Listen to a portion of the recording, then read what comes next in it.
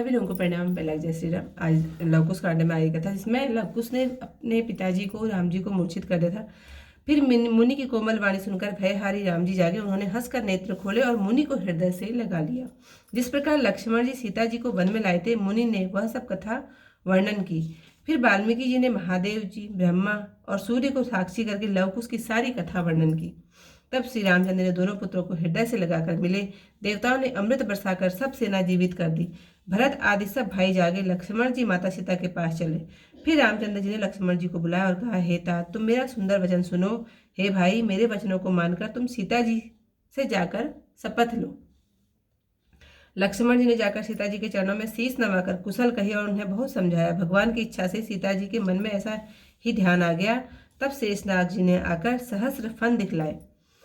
मणिजड़ित सिंहासन पर बैठे पर बड़े आदर से सीता जी को बैठाकर वे शेषनाग पाताल लोक में लुप्त हो गए। वही महिमा किस प्रकार कही जाए।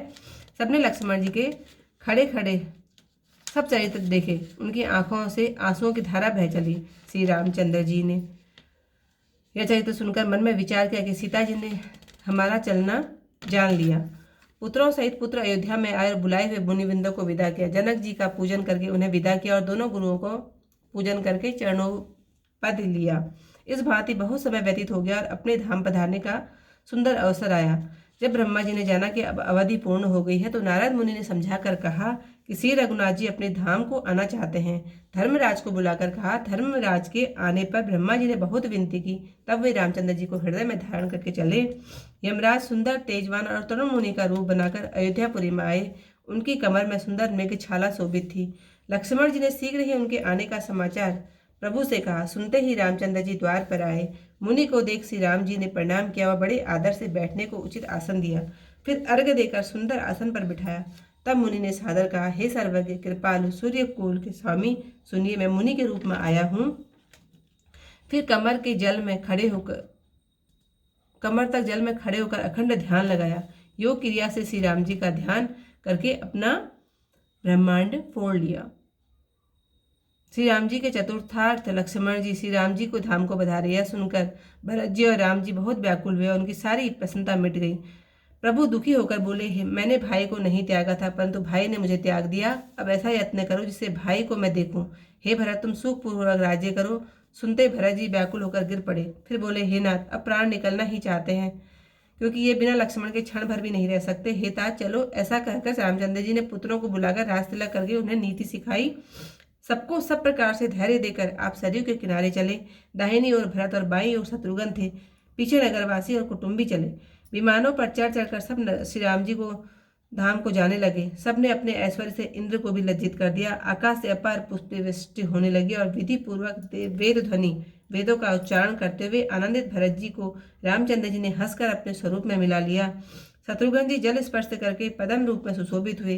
बानर आदि प्रभु के सब सखा अपने अपने लोकों को गए। सुग्रीव जी बारंबार भगवान के चरणों की वंदना करके सूर्य लोक को गए। फिर देवताओं सहित सूर्य कुल भूषण श्री राम जी ने जल में खड़े होकर ब्रह्मा जी को बुलाकर पवित्र वचन कहे। तुम 1 महीने तक सरयू के किनारे निवास करो। मेरी पुरी में जो जीव आए उन्हें सुंदर विमान देकर भेज दो, ताकि वे निर्वाण पद पाकर मुझे प्राप्त करें। ऐसे वचन कहकर प्रभु इस भांति अंतर्ध्यान हो गए जैसे बादलों में बिजली लय हो जाती है। आकाश में देवताओं ने जय जयकार की ध्वनि की। इस प्रकार श्री रामचंद्र जी संसार के सहित जीवों के साथ लेकर निज धाम को पधारे। वह कथा कृपा के धाम महादेव जी ने आदर सहित श्री राम जी को हृदय में लगाकर धारण करके पार्वती जी से कही, हे पार्वती, संत समागम के समान अन्य और कोई लाभ नहीं, वह भी बिना भगवान की कृपा से नहीं होता, ऐसा वेद पुराण कहते हैं। यह श्रेष्ठ भगवत भक्ति जो मुनियों को भी दुर्लभ है, मनुष्य बिना ही परिश्रम किए पायाता है। इस कथा को प्रेम से विश्वास पूर्वक सुनता है। इस प्रकार संपूर्ण कथा को सुनकर श्री रघुनाथ जी को हृदय में धारण करके और भुसुंडी जी के चरणों में सिर नवाकर वैकुंठ को चले। इति लवकुश कांड श्री रामचरितमानस कलु विध्वंस अष्टम सोपान समाप्त। मतलब कि आज रामायण पूरी समाप्त।